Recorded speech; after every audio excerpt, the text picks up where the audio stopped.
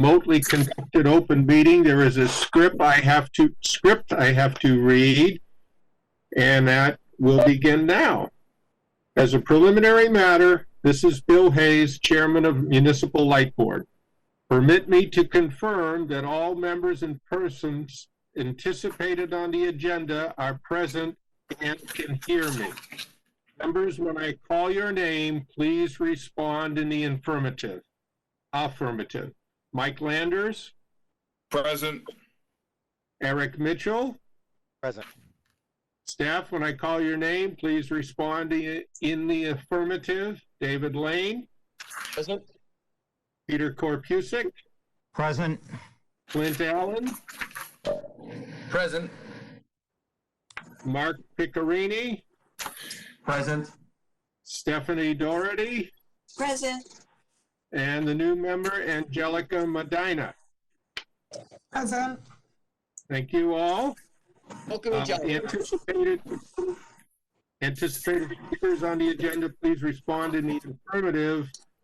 I don't think this is necessary because everybody is already confirmed, but I'll just read the names. Peter Percusic on financials, Clint Allen on PP and FA, Mark Piccarini on the engineering report, and David Lane on various items of interest.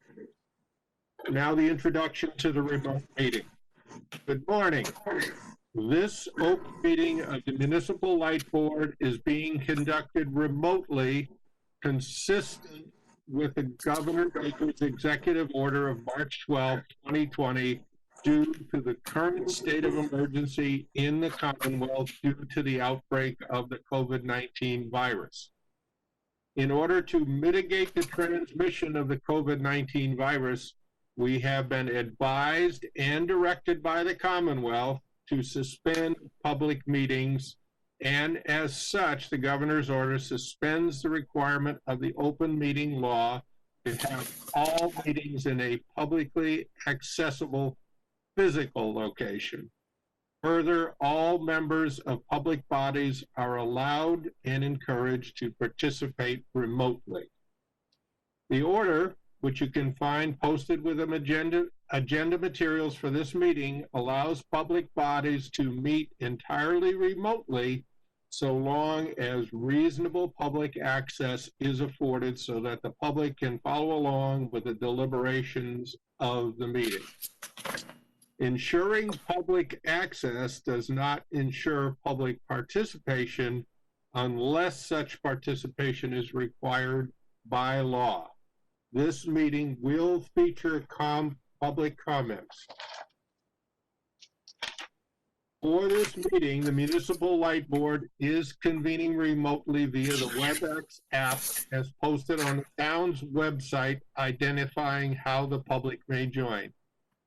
Please note that this meeting is being recorded and that some attendees are participating by video conference. Accordingly, please be aware that other folks may be able to see you, and take care not to screen share your computer. Anything that you broadcast may be captured by the recording. Meeting materials. All supporting materials that have been provided to members of this body are available on the town's website unless otherwise noted. The public is encouraged to follow along using the posted agenda unless I note otherwise. Meeting business ground rules. We are now turning to the first item on the agenda. Before we do so, permit me to cover some ground rules for effective and clear conduct of our business and to ensure accurate meeting minutes. I will introduce each speaker on the agenda.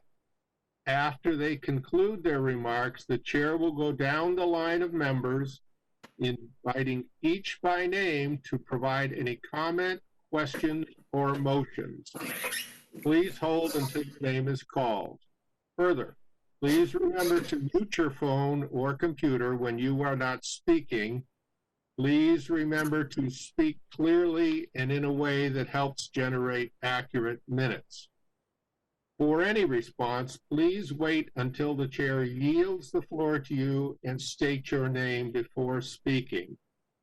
If members wish to engage in colloquy with other members, please do so through the chair, taking care to identify yourself. For items with public comment, we have established an email address for public comment. It is publiccomments@danversma.gov. This email address is also posted with the agenda and shown online with the streaming of this meeting. The resident will email comments and they will be read out loud after staff has confirmed their name and address. Finally, each vote taken in this meeting will be conducted by roll call vote. Any additional preliminary comments tailored to the meeting? As regards public comments, I will ask for them at the start of the meeting, which is our agenda item number 2, and prior to the board members' closing comments or any public comments that have come in during the meeting. Those will be monitored by Clint Allen as usual. Is that correct, Clint? That is correct, Bill. We got, the phones are forwarded and public comments email is live. Okay, thank you, Clint. All right, we will start now with agenda item number 2, receive public comments. Clint, are there any public comments that have been received prior to the meeting? Not at this time, no. Okay, thank you, Clint. We'll now move to agenda item number 3, accept minutes from the September 22nd meeting. Do I hear a motion to accept the comments? I move that we accept the comments. Thank you, Mike. Do I hear a second? I'll second. Thank you, Eric. Is there any discussion on the minutes as corrected that Stephanie reissued? Eric? No, I have no comments. Mike? Nope, no comments. Any of the staff? Hearing none, we'll now move to a roll call vote. On the motion to accept the minutes as corrected, Mike? Aye. Eric? I believe I have to abstain as I wasn't present. Okay, thank you. And this is Bill Hayes. I vote aye. So the meetings are accepted as corrected. We then move to item number 4 on the financials. Peter Kopusik. Peter, you have the floor. Good morning, Mr. Chairman. This morning we have our August 31st financial statements from the Electric Division. If we start at the top of the first page, which we normally do, we can see that in total our sales are up 2% from where they were a year ago through August. And if we look at the domestic sales, which is the 4th line down, we can see that that's up 10%, almost 10.5%. And we would attribute that to air conditioning and the fact that through August, we still had a lot of people working from home. So, you know, some of the things are down. Our small general service, which represents small businesses, storefronts, medium general services are down. Places where there tend to be a lot of people, we would expect to see those down given the current conditions we're in. But we've made up for it in the retail sales. So overall, our sales are 2% higher than where they were last year, which puts us in a good position. You know, we're not hurting for sales. If we go to the middle part of the first page,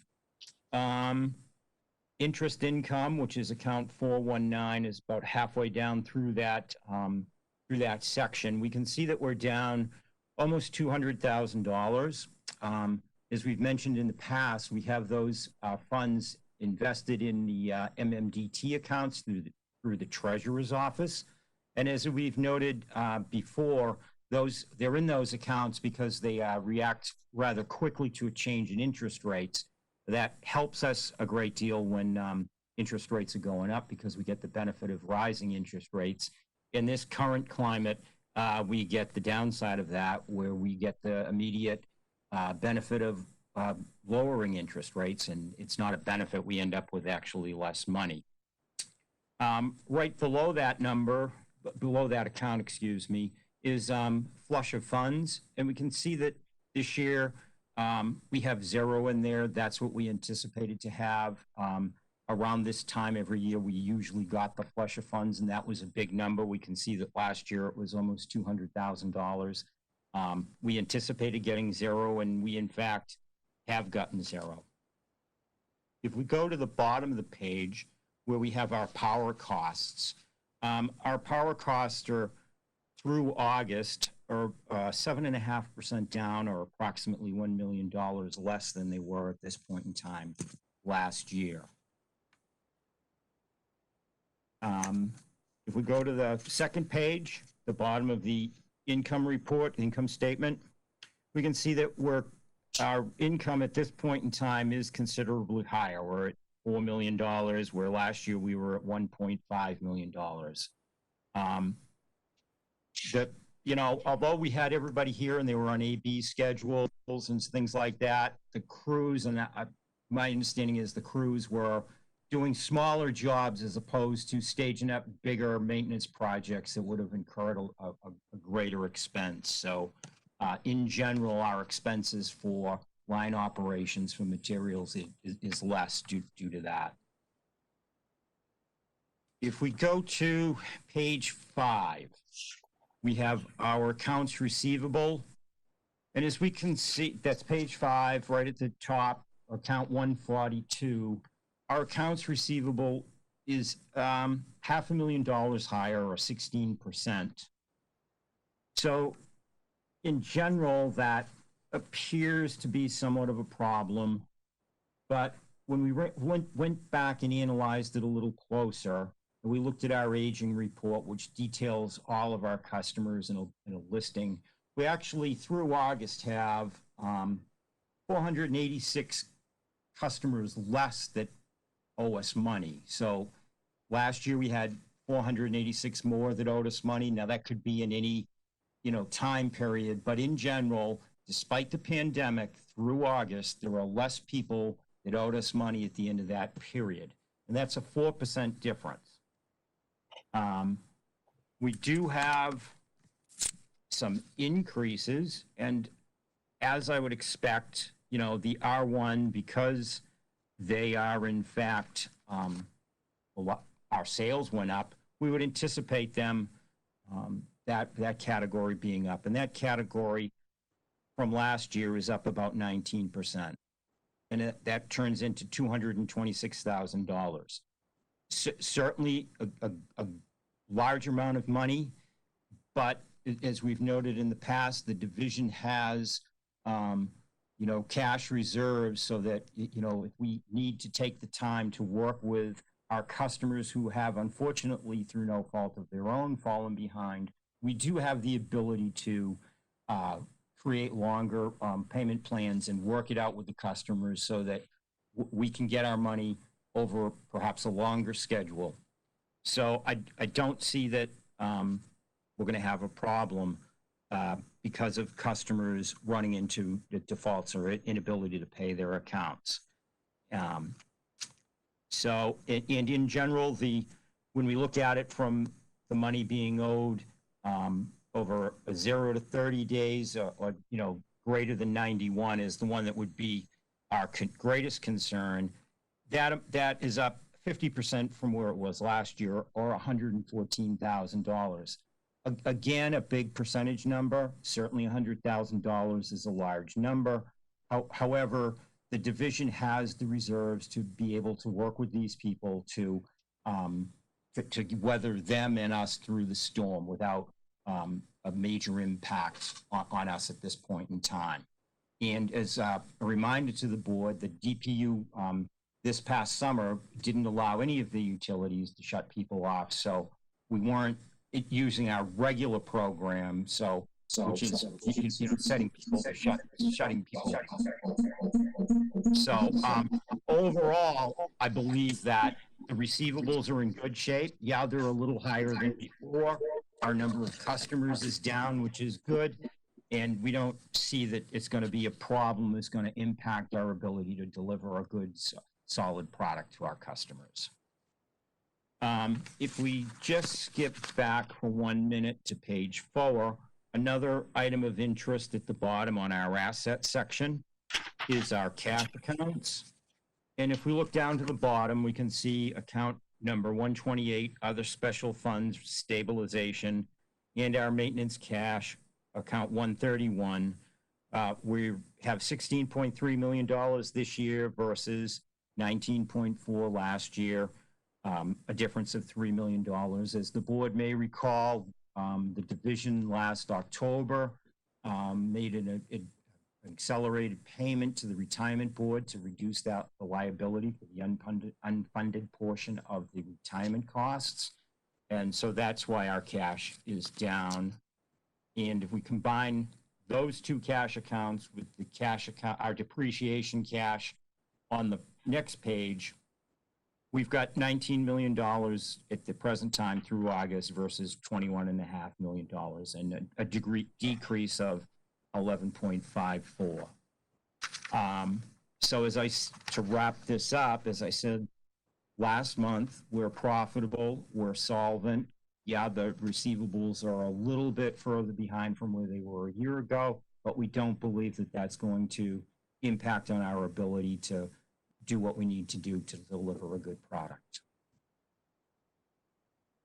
And that's my report, and if anyone has any further questions, we'd certainly be happy to answer them. All right, this is Bill Hayes. We'll go through the board members for questions. Mike, do you have any questions for Peter? No, that was great. Thank you, Peter. Eric, do you have any questions for Peter on the financials? No, I do not have any questions. Thanks, Bill. Okay, thank you. Peter, I have just a couple. Back on the first page on the interest income being down so far, does having less cash on hand also contribute to that, along with the interest rates being down this year? Yes, it does. That's correct. Last year at this time, we would have had that $4 million. Now, as far as the division goes, Bill, if I may expand a little bit more on that, when the money goes to help defray the liability that the division owes, when the retirement system has it and uses that money towards our unfunded liability, they do not have the money just in an MMDT account. They have the money in, we have financial advisors that invest that in a more aggressive market, stocks and that type of thing, where the return can be greater.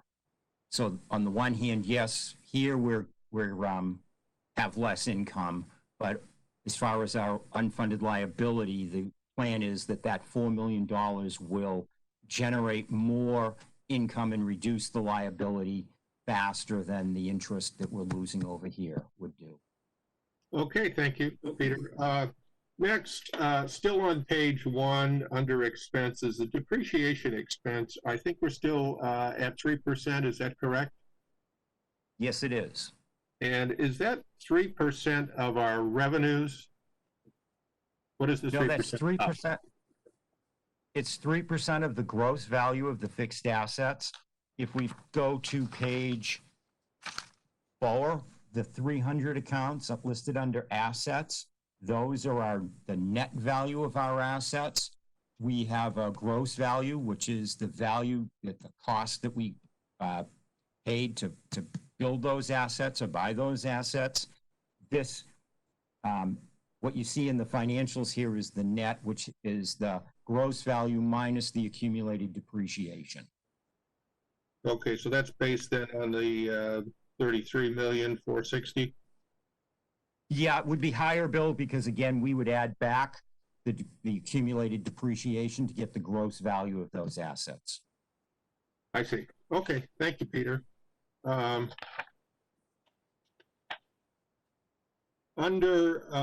page 2, under energy conservation, account number 909,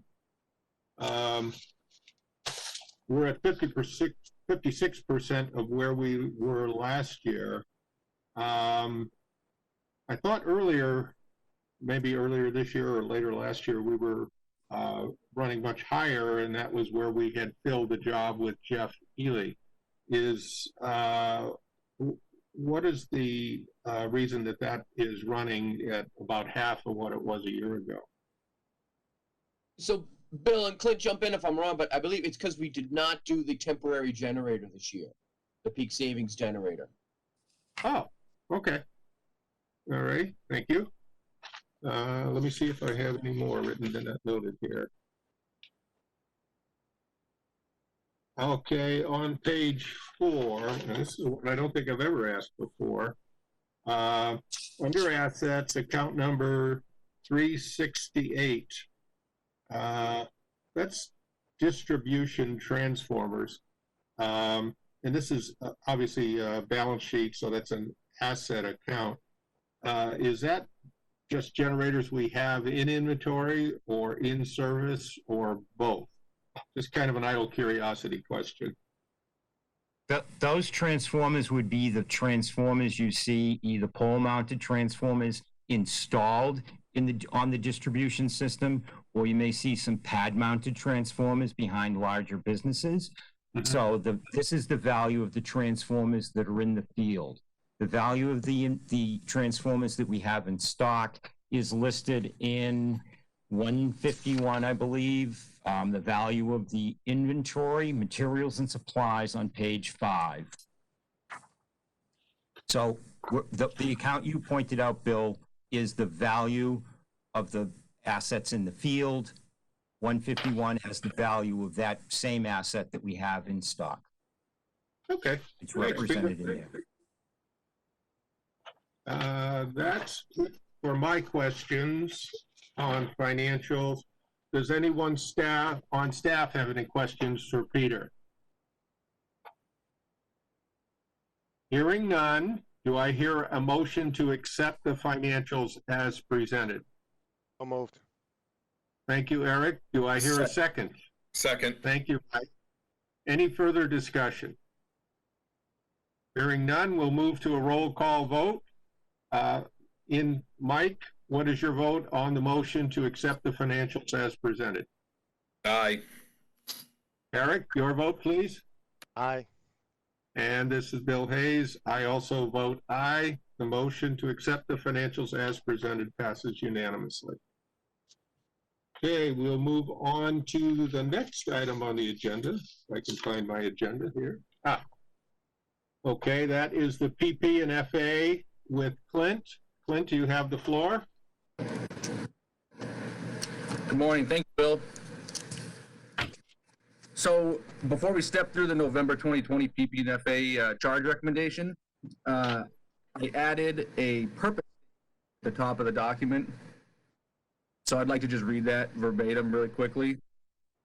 The purpose of this analysis is to determine if the monthly revenue from the PP&FA charge is appropriately recovering the costs associated with procuring and supplying power to our customers.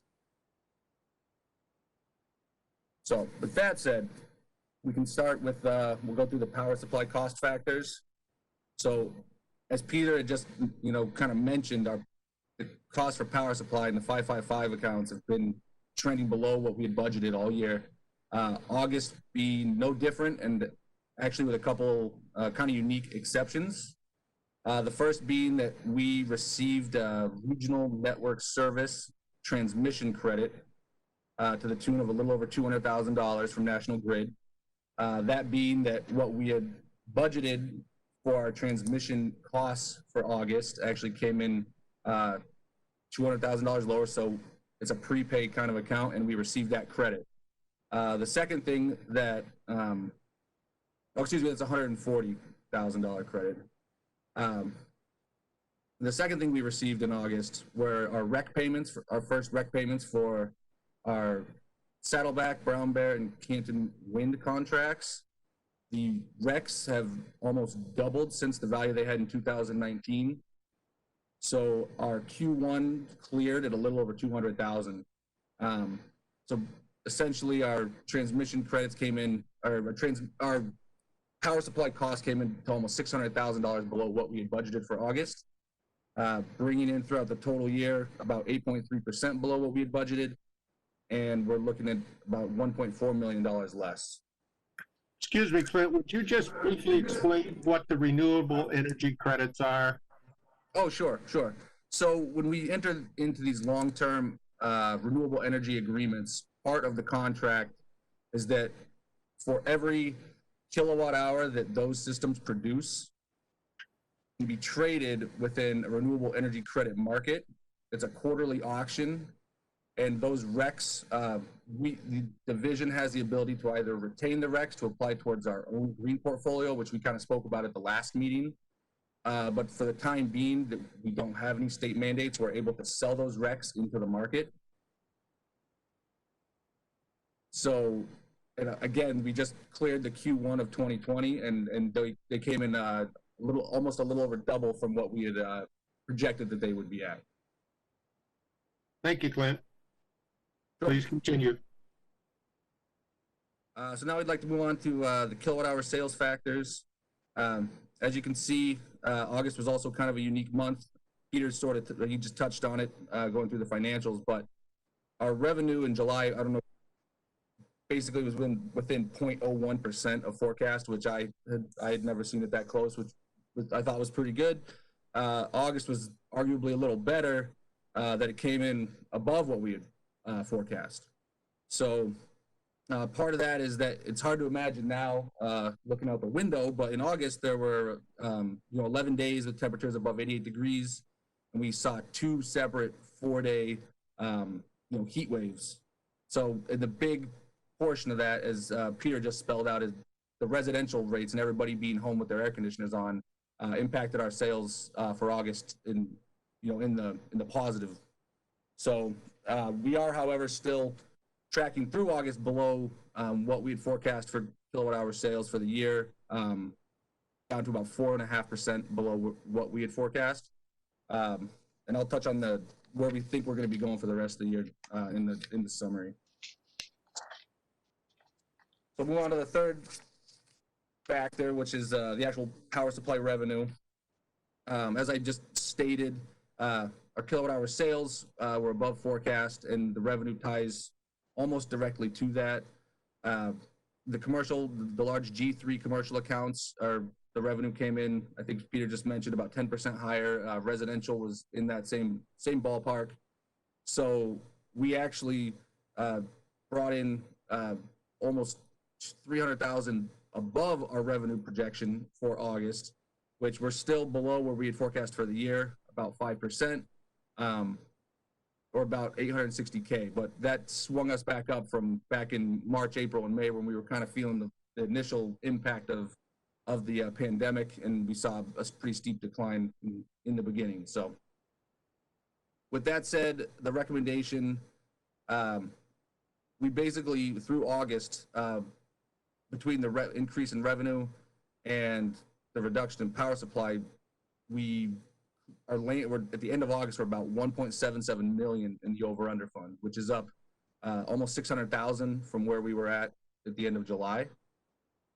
If we maintain the existing charge, it will essentially, it's projected to remain flat. We think that the revenues will continue to come in a little bit higher than what we had projected, at least for the immediate months and in the residential class. And our power supply costs will continue to remain what we had budgeted for. So we're projected to land at approximately 1.8 million in the over-under fund at the end of 2020. And if we remember, we started the year with approximately 1.2 million. So with that said, my recommendation is to maintain the current rates where they are and hold out to the end of the year. And as we're working through the budget cycle, we can start to assess how we can appropriately get that over and under fund back in line with the policy.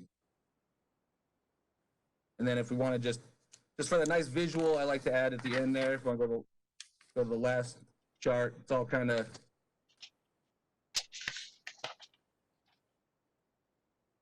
so basically you see it's you see the revenue I actually had to increase the axis to go up to 3 million for this one. It was going up into the title page, and the power supplies took a big dip in August, so you can see the disparity there. But as I said, we project the over under to kind of ride flat through the rest of the year, and and leave us about 1.8 million.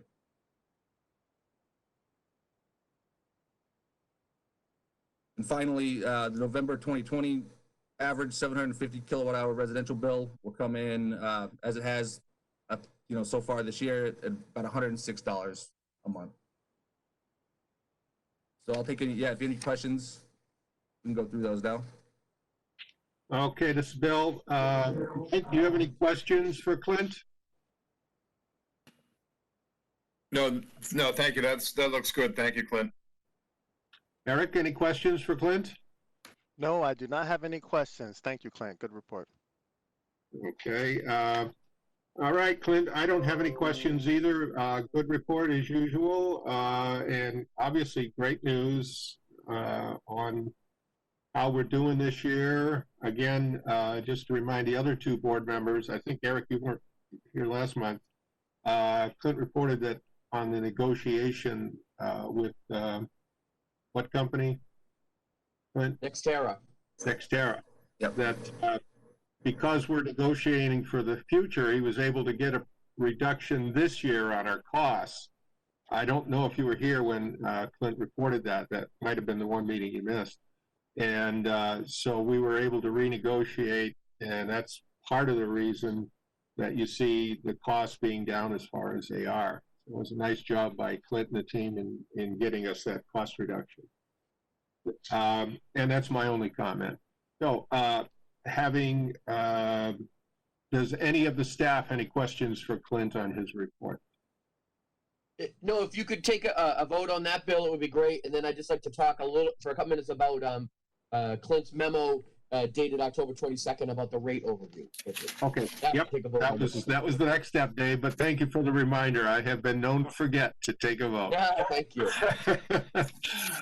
Having no further discussion on the PP and FA, do I hear a motion to accept the PP and FA rate as recommended by Clint? So moved. Thank you, Mike. Do I hear a second? Second. Thank you, Eric. We will now move to a roll call vote on that. I think, Mike, you went first last time, so Eric, it's your vote. I vote aye. Mike? Aye. And as Chairman Bill, I vote aye also. The motion to accept PP and FA rate as recommended by Clint is passed unanimously. David, you said you would like to comment? Sure. So we had asked Clint and had come up from previous meetings to do a quick basic overview of our current rate structure. And that's detailed in the October 22nd memo. And also Clint and Peter have put on a breakdown of a typical electric bill as the third page. When the board looks at all these rates, I want to take a breath and don't get too confused. As we talk about rates, the simplest thing to do is to be able to talk about the residential R1 rate that's on the front page. That's the one that applies to the far majority of our residential customers. If we focus on that rate, all the other rates fall into line once we come up with establish where we need to be. All proportionally goes in.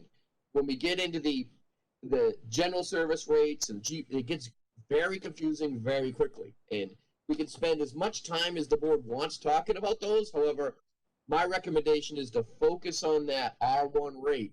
And that's the one that is normally publicized, we use for the charts, and it really shows where we are. On that R1 rate, what Clint he's described, there is 4 parts of it in that rate, where we have a minimum charge. We have $5 that everybody gets hit. That's if you're using electricity or not. It's not a customer service charge. It's just a minimum, $5. And if you use a little bit of electricity, you use up that $5. Then in our residential rate, we have what's called the embedded and the non-embedded piece. We have an embedded charge that's in your bill. It stays the same. It's 0.094, and that has 2 pieces to it. It has the operations and maintenance piece, and it has a small portion of the power supply.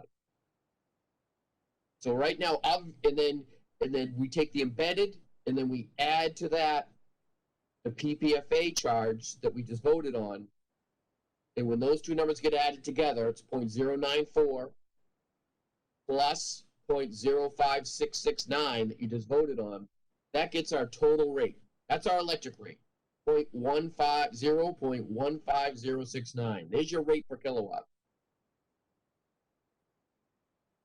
In that embedded, we have the operations and maintenance piece of 0.0695. That's the piece that we're going to be focusing on in the up and coming months. That O&M piece, because that's the basis of our. And here's coming attractions.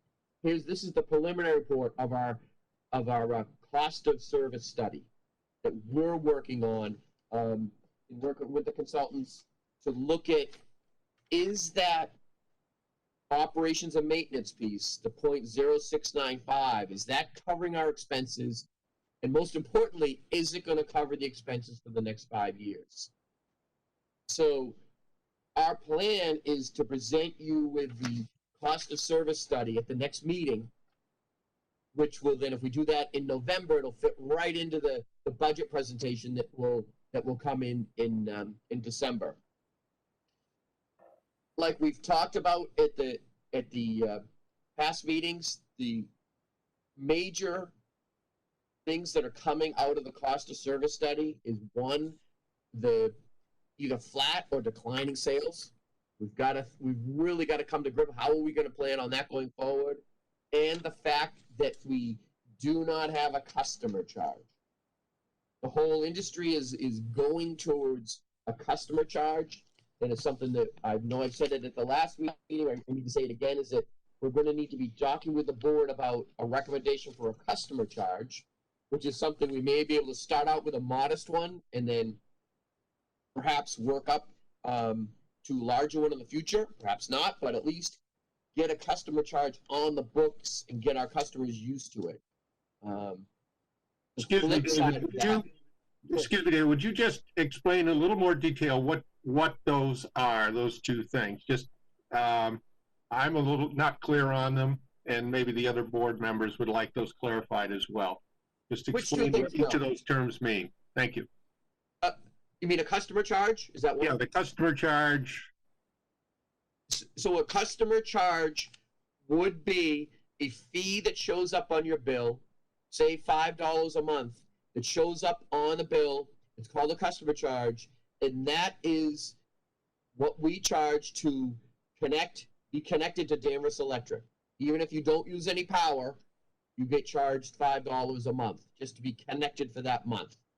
That's what would be the charge.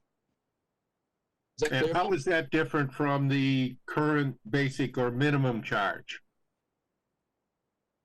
The minimum charge is $5 regardless of how much electricity you use. However, as soon as you use $5 of electricity, that $5 goes to pay that first $5.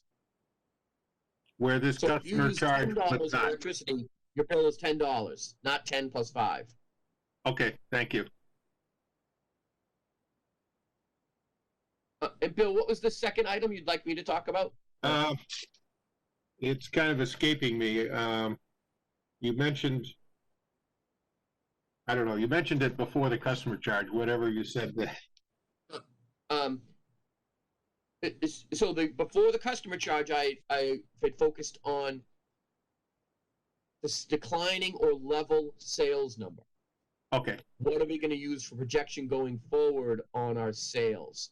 Are we going to budget for flat sales for the next 5 years? Are we going to budget for declining sales? We're working on recommendations on numbers along that. And this year is even making it more complicated because we have COVID factors in there. okay, thank you.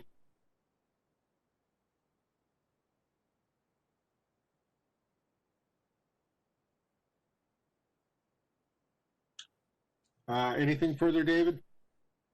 So the only other thing is part of the customer service study is it's taken a deep dive into our into how much revenue we want to keep on how much revenue we want to keep in the bank. And it's called minimum cash recommendations. And so we had some of that information from the efficiency audit, which brought up a lot of discussion points on how much cash we should have in the bank in different accounts. The board, when we discussed, had a lot of question. So we've taken a deep dive into that minimum cash recommendations, and we're setting it up so that that can be a decision point on when the board looks forward on the rates and how to cover operational expenses. We can set a policy on our minimum cash reserves.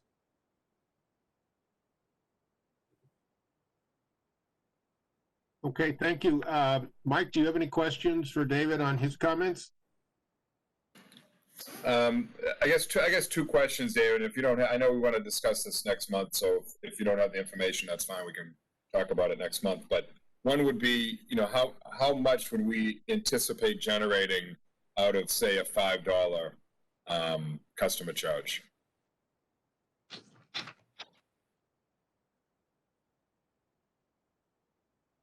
And then the second question I guess I would have is, I'm not against the idea of a customer charge. I think I understand it. I do have a question why we simply wouldn't adjust the energy charge to reflect that $5 per customer, roughly. So legally, our energy charge is regulated by the DPU, and we Okay. need to show that as a pass-through, that we're charging our customers the price that it costs us for the energy. Okay. They don't want us to show or we can't show a profit on the energy charge. Okay. That's why That at was the end my of the thought. year, Yeah. we show that over under at the end of the year. Yeah. Correct. Okay. No, that's it. That's it. Thanks, Bill. Okay, Eric, do you have any questions for David? A comment. I think the report, I think this is a very helpful tool to explain what I have been saying, what is a PPNA and helping a consumer to just understand it. And I would suggest that while things are stable, Clint is delivering good news every time we meet. When we say the recommendation is to remain stable, that is the best time to educate consumers around understanding the bill. Because if a customer charge, the only time someone wants to pay attention is when it goes up, and so that is not the best time to have an education campaign. So I just would be very mindful of education on the front end, before having to make any adjustments that customers start paying attention to, if that makes sense. Educate now, not when you're on the defensive, never on your heels. Yeah. Okay, thank you. I think excellent report, Clint. And just to add one thing, maybe it's clarifying, is the customer charge idea came, I think, as a result of we had particularly grandfathered the primarily residential folks who put in solar and would have a credit to their bill or no bill at all because they were generating more electricity than they were using. And a concern that we raised was that if their solar went down, they needed power, and they weren't paying anything for being connected to our system and having the capability to get power when they needed it. And so this customer charge, I think one of the reasons for looking at it and wanting to implement it was so that people who had the benefit of being connected to us and were not paying anything for it. So I think that was one of the additional justifications for that charge. You're absolutely correct, Bill. Did we want to look at the sample of the bill that was attached to this at all, or did we all feel comfortable with it? I know I didn't actually look at it prior to the meeting. So is there anything you wanted to highlight for us there that would be a benefit in case we get questions from residents of the town? So I guess my only comment would be in previous discussions with the board, the direction we've received from the board has always been keep the bill as simple as possible. Previous boards didn't want 10 items listed like we see on a national grid bill. The other thing that we discussed, and I know it's complicated to understand, that our purchased power is two places. It's part of it is in the embedded, part of it is in that adjustment that you folks make every month. So so there's been a lot of previous discussions on that. Should we make it all in the adjustment? Should it be all in the embedded? And on that. So in our guidance on that is that what we're hearing from the consultants and from the DPU is that what they'd really like to see is most of the energy charge be right in the base rate, and that adjustment factor to be very small, just a small, modest thing that goes up and down every month. We'll have to think about that as we go forward. But we've also talked in the past about just putting the energy thing out by its side, have operations and maintenance and energy charge. We can talk about that further in the future. That the previous boards have not wanted to do that, and that's actually been discouraged by our professionals that are helping us design rates for the future. Mike, do you have any questions on that? No, I actually like the bill. I mean, I guess the only thing I would say is that and there might be some value at some point of having something like this available for the public to be able to help them, but I would not have that public bill reflect such a low amount. I would probably make sure that bill reflects a more substantial amount of, I mean, I'd give you my bill. We should probably show people my bill with 87 air conditioners going for those 8 days. Right. And use that one. But yeah, other than that, I think, again, something like this might be really valuable to be able to provide to people as just a resource when we do get questions, or when the department gets questions. But otherwise, a really great thing. Thanks. We probably should use the 750, the average one. Okay. I'd even bump it above the average one. So, so. And Okay, thank you, Mike. Eric, do you have any comments or questions for David? I like what Mike is saying. It's going in the right way, really thinking about what a consumer is reading. And I would suggest, Clint, you look like you're technologically savvy. I do a video. Yep. I'd record a nice tutorial and do it one time really well and save it, and then you really have it to make it available, how to understand your bill in 5 easy steps or something like that. I think it'd be very helpful. Thank you, Eric. This is Bill. I think that is a great suggestion, Eric. And maybe to help make it clearer, just in that explanation, we use the terms embedded and non-embedded. We use purchase power and we use energy. Include an explanation of those. I've been on this board almost 3 years, and I still don't understand what's the difference between energy and purchase power, and embedded versus unembedded. It's confusing to me, and I've been around for a while. So when we do that video, Clint, I think we need to not only explain those things, but maybe have a slide with the definitions and what's included in energy versus what's included in purchase power and fuel. Because I'm still confused. And that's probably hopeless. You don't need to try and clarify that today for me. Bill, Okay. Bill, I would say this too, in that it'd be interesting to find out. I know that traditionally, video stuff for the town has always been through the cable access. I know we still do a lot of the stuff through cable access. However, there have been a lot of the stuff so for example, when I went on YouTube this morning to watch my morning golf video to see what was wrong with my swing, right there in my recommended videos was the last night's town meeting on YouTube. So my guess is that some type of a video that we would produce that sort of does this type of thing. I'm not saying that Clint's going to go viral with this. I mean, I'd love to see it. I'd love to see, Mr. Electric, whatever we get, but that I think really would be probably able to reach a far greater number of people than we've ever experienced. And absolutely, not only for those people who come in and say, geez, how does this work? And you can say, well, go on your phone, look up YouTube, and we nicely say it to them, but basically say, this does a much better job than I'm ever going to be able to do for you sitting here at the desk. And, with some nice graphics and videos, it probably would be a nice thing. My only request with that is we've got to get Peter Kapusek in it someplace. So I'm willing to go along with any video, but it has to have some appearance by Peter Kapusek. That's my only requirement. Okay, Was that a thank you, motion? Mike. I'm sorry, David, I didn't hear you. I asked if that was a motion. Was that a motion, Mike? I'll take it Okay, that far. Okay. all right.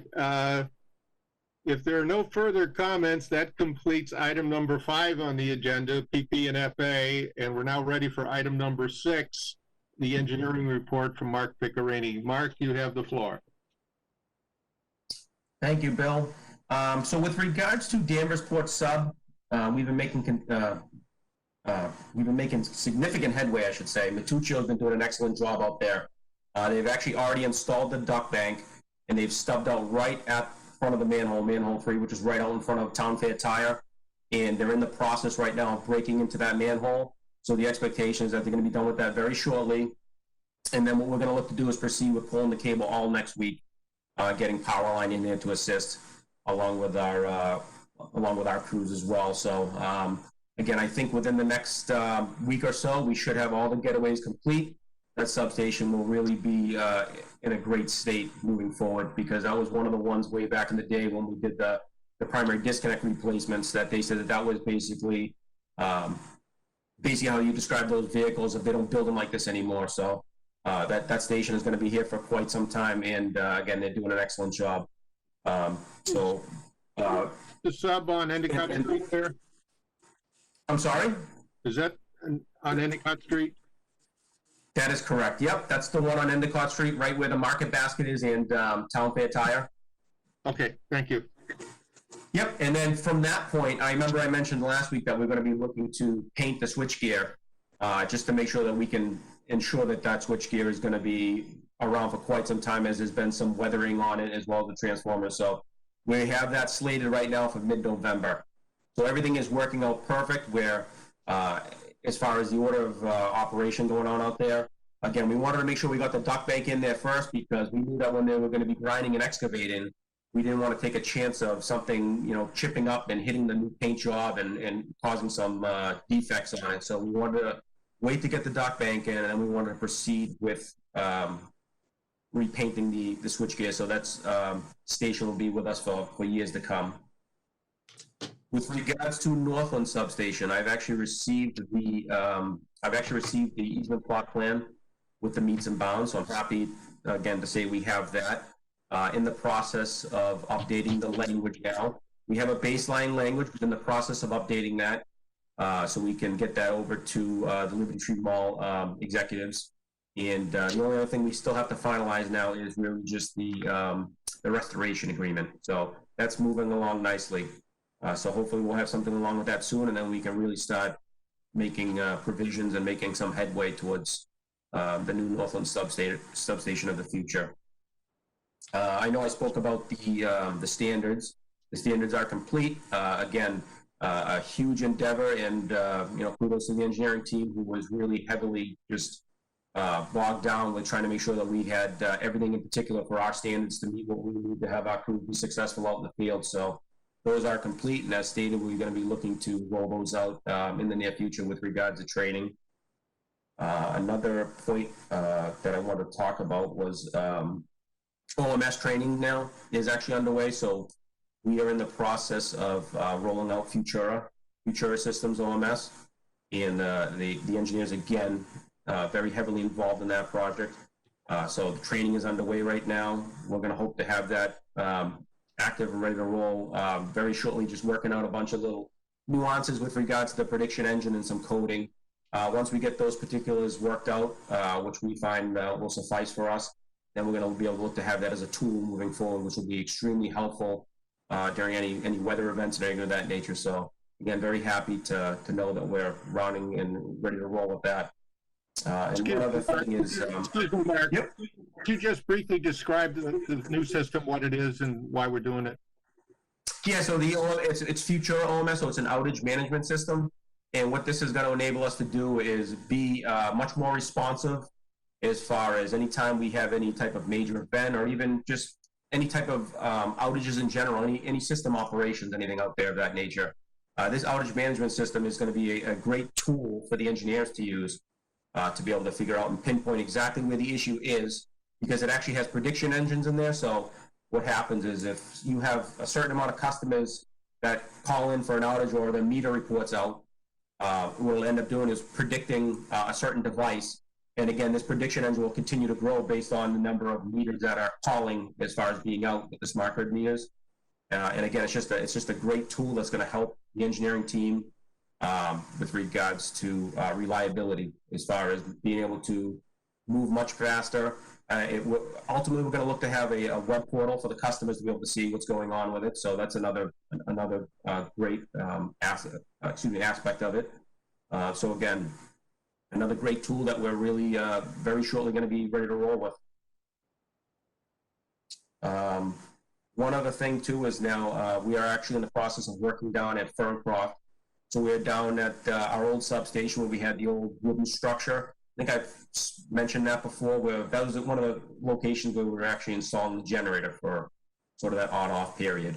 And we're working hand in hand with Middleton, reconfiguring that station right now, to be able to eliminate that structure so we can have more reliability down there, because again, that structure is really kind of aged at this point, and it'll allow us to actually to be able to maybe make some more use out of that station. So that's a project that we've been trying to get going underway. So in the event we need to put something there in the near future, we'll be ready to roll. So I'm happy to report that as well. And then our crew's going to be jumping back out on Water Street. I know I've mentioned that in the past. That reconductor is going to be going, starting again next week. We're going to start pulling, tying everything in, and then again, we should be good to go with regards to that. And then we'll begin the cutover process. And again, everything is just stemming to better reliability for our customers. And I'm happy to say that things are moving along nicely. And if there's any questions, anything in particular. Okay, thank you, Mark. Eric, do you have any questions for Mark? I do not have any questions. Okay, thank you, Eric. Mike? No, I don't. Thank you, Mark. Very good. Thank you. Mark, I just have one, and it could be saved for the end. This has been a crazy year. Last year, we started doing a quarterly review of the capital projects plan, which is a 5-year plan. With things as unsettled as they've been this year, I think it's probably been a while since we've looked at that. Could we put that on for next month's agenda?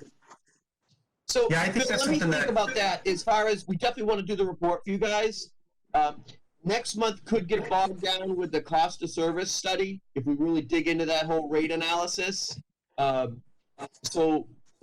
Let's take a look and we'll get back to you whether or not we think it's better to do it in November or the December meeting. One of those two meetings, though, we'll do the capital review.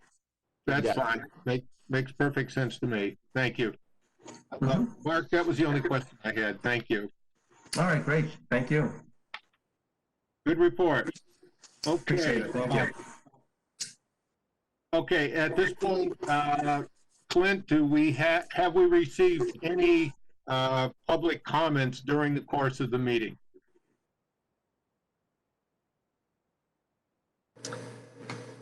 No public comments have been received.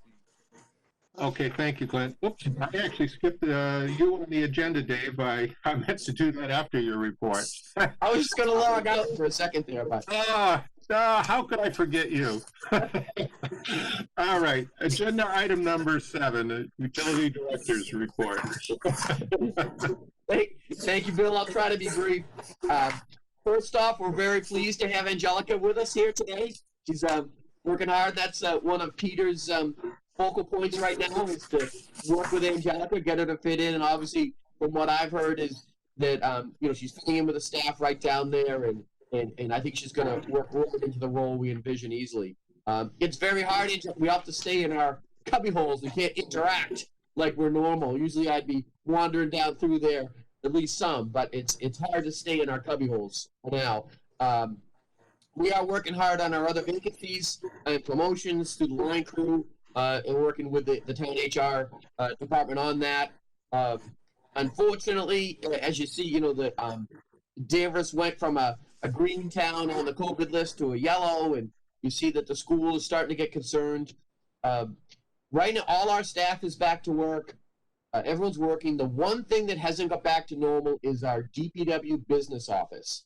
We still don't have in and out of public access to that building. It's due to the layout of the front of the building. We have one door in and one door out, meaning if staff and the public are going to be in and out of that building, they're going to be right next to each other. There's no social distancing. We have no room for anything. So much to the dismay of the assistant town manager and others, we have not come up with a safe way to open that building to the public. We are going out of our way to do customer service with the public. Whatever the public needs, we're taking care of it. If they need to meet with us, we're setting up an appointment and meeting with people. But we just don't have that ability yet to have someone walk in with cash and walk up to the window like they used to and interact with the person. We're working on that. Whether it's going to be a walk-up window, whether it's going to be a couple hours where the only people in and out of the door are public, we're working on it. But if it was easy, we would have fixed it by now. So it's not that we don't want to do it. It's just we're working on it. On the DPU investigation, we've done our third and final submission of information back to DPU. Thank you, Peter and Clint and others that have worked hard to. And we have like Ginny, our staff accountant. She's taken on a big burden of this. Angelica probably knows about that. Going back through and it's become a whole exercise in accounting mostly to us. And it's not like they recognize we've been transparent on everything that we record to them, but it's like we code this to this line and this to this, and we've had to go through a whole analysis. So we think their findings are going to come to us shortly, and we believe it's going to be there could have some recommendations on accounting practices that we go forward, and we have Peter and Angelica and our staff accountant Ginny. They have a fine line because we have to keep the DPU happy and we have to keep our accountants happy. So we're going to be riding that line on how to put the books. But obviously, as you all know, Eric not yet, but we have our auditors in and do a report to the board, and the books that Peter puts together are just exemplary. They're great, and but yet we need to also satisfy a lot of different people that want them a certain way. We actually have is our meeting today or tomorrow with the accountants, Peter? It's today. So we actually meet, we're going to get our first review of 2019 from the accountants later today. So the cost of service study, we talked about that, good report on that. The financial management software, right now we've taken a step back on that for a little bit. Mark and Peter have gotten some vendors ready for the financial management software, but we've had to take a step back because the cost of service study has taken our emphasis. We want to get that done first, get it out, and then we'll get back to that financial management software. And I did want to mention on the OMS, Mark talked, and it's a great engineering tool that we're going to use. It also, we can't underestimate the customer portal on that piece. Mark, Peter, Clint, the staff, they're working on an OMS and working hard with our IT, and that's been a whole challenge in itself. But we're setting up to have a customer portal grid, just like National Grid does.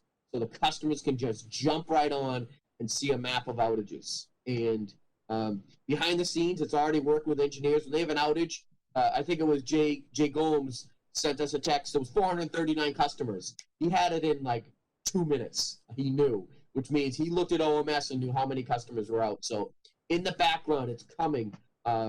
It's long awaited, and I just didn't want to underestimate that whole customer portal piece of it. It's going to be a real big component of this. And that's all I had this morning. Hey, thanks, David. Eric, do you have any questions for David? No, just keep the good news coming. Thank you. All right. Okay, thank you, Eric. Mike, do you have any questions for David? Just on the DPU thing, I mean, I think it probably would have to be handled either with a confidential memorandum or something of that sort to us.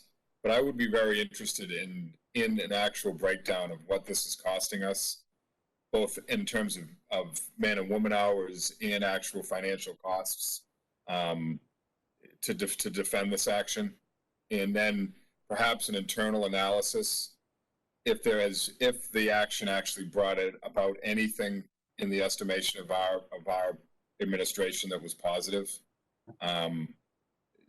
Just because it seems from what you're telling me is that we're taking making a tremendous effort to deal with this particular citizen complaint, and it's concerning to me that, you know, Peter and now Angelica and other people in that business staff are spending an inordinate amount of time to do this. I mean, they have to. That's the way this worked out.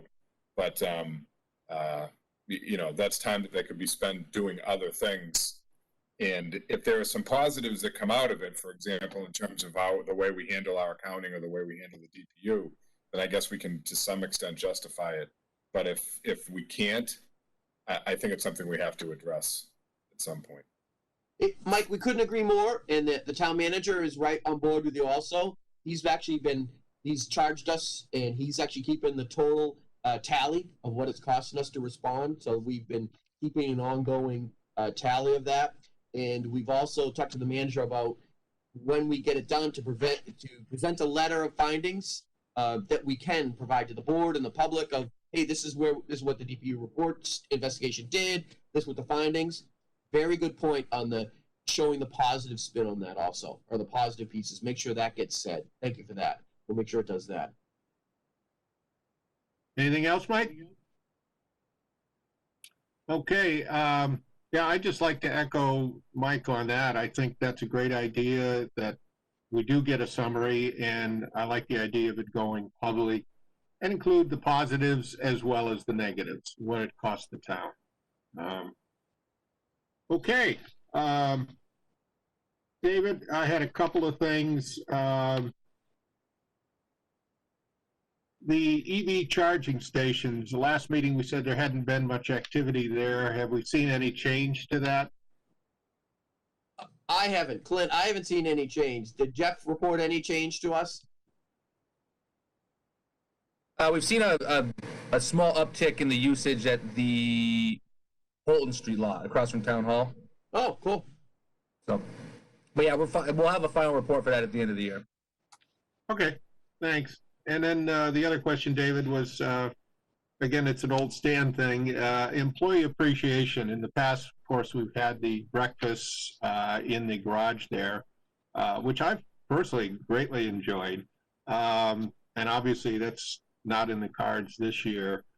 In the past where I worked, if we didn't do something like that, often there was, you know, maybe some kind of gift to the employees, whether it was be a Danvers Electric jacket or, you know, something that would have some value, hopefully, to the employees. Are we anywhere on that?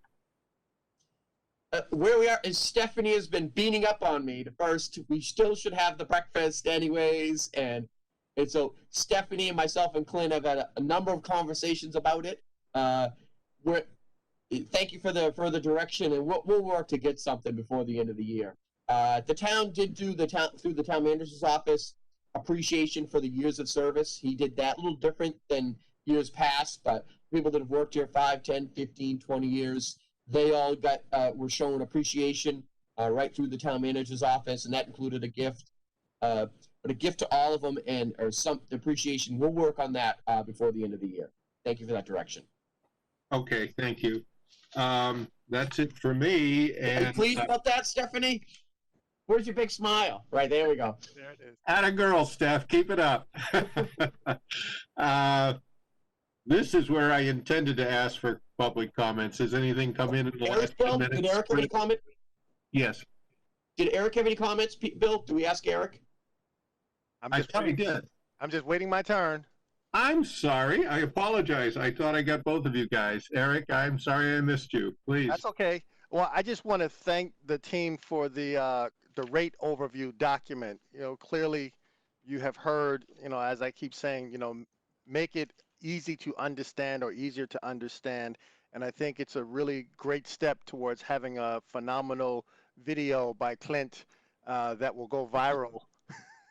So I just want to say thank you, and I recognize I can now talk, so I can talk about the R1 rate, and I can look at my bill, and I'm going to tell my wife today I understand what our bill looks like, and I'll walk through it. That I think is really a step in the right direction, just because that's the number one question. Why does my bill look like this? Why does it go up? Why does it go down? You know, et cetera. And empowering us, the consumer, to understand that is really going to benefit and pay off in the long run. So thanks. Okay, thank you, Eric. Eric, if you succeed in getting your wife to understand it, then we'll give you a really challenge and you can explain it to me. Well, I'm going to try. I'm going to try, and any gaps in my knowledge reveal, you know, that those will be the questions I come back with next time. Okay. Also, I'd like to recognize Clint that on the PP and FA, he included the explanatory paragraph at the start of that, and that goes directly to Eric's request in absentia last month that a brief explanation be there to include the purpose of the document. Okay, now is when I ask for, were there any public comments, Clint? We've still received no public comments at this time. Okay, thank you.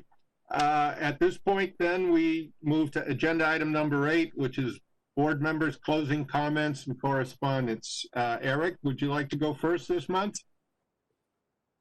Other than what I have already said, I have no further comments. Thank you. Okay, thank you, Eric. Mike? So the only one I have is that I had the opportunity actually on Sunday. I was playing golf, and it turns out that the guy that I ended up playing golf with is his family owns a relatively large customer of ours, business customer, and we had a nice conversation. He had good things to say, obviously, about our electric light division, and that was nice. The only thing I didn't know though, and this goes back a little bit to the explanation that we got from Clint on stuff. I assume that if you look at our where we stand in terms of an average bill or kilowatt per hour for our industrial, for our commercial customers, that we are similarly situated near the bottom and in terms of the savings. And I just wanted to make sure, because that's what I told them.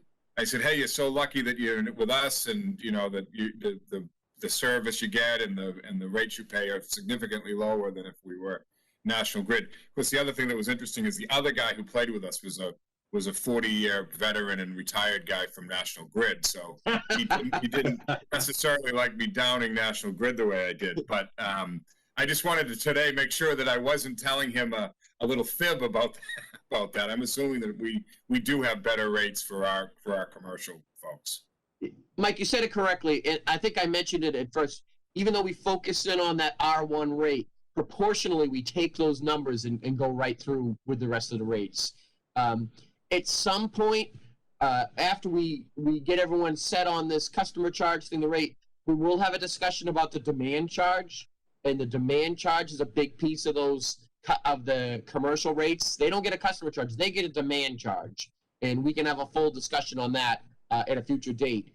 And that's what we need to make sure our demand charges are in line with other munis and National Grid, and keep our same place on that chart. Thanks. That was it. Thanks, Bill. Okay, thanks, Mike. I just have one additional thing. Angelica, I'd like to welcome you to Danvers Here we go. Electric. Thank you. We were treated to a little bit of your background and qualifications when you were officially hired. And so I think we're very fortunate to have you join our team. Would you like to just take a minute and introduce yourself, tell us a little bit about what you've done and what, how you see Danvers Electric as a growth opportunity for you in your career? So my name's Angelica. I was previously the business manager for the Salisbury Department of Public Works. I was with the town of Salisbury for about 6.5 years. I am very excited to be working with Danvers Electric and the water, sewer, and tax supported side as well. I think it will be great to work under Peter. He has a great amount of knowledge, and I just look forward to really learning from him and learning about these different intricacies of electric.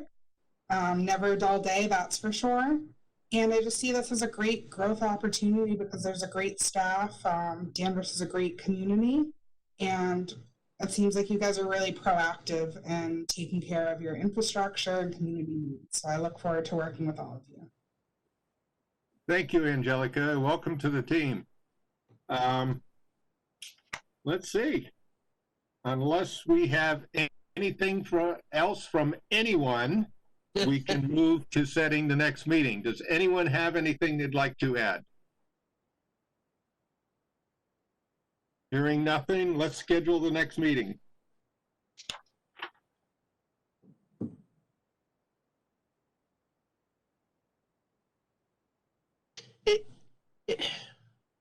Is Thanksgiving week not a good week for folks, or?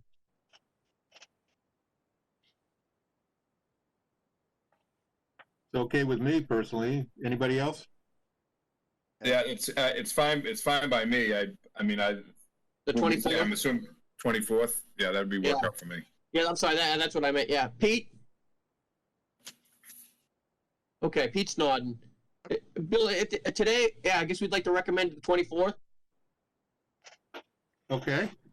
Any objections from anyone? Thanksgiving is going to be much muted this year, so I guess we'll go with November 24th at 8:30 as usual. And then, do I hear a motion to adjourn? So moved. Do I hear a second? Thank you, Mike. Second. Thank you.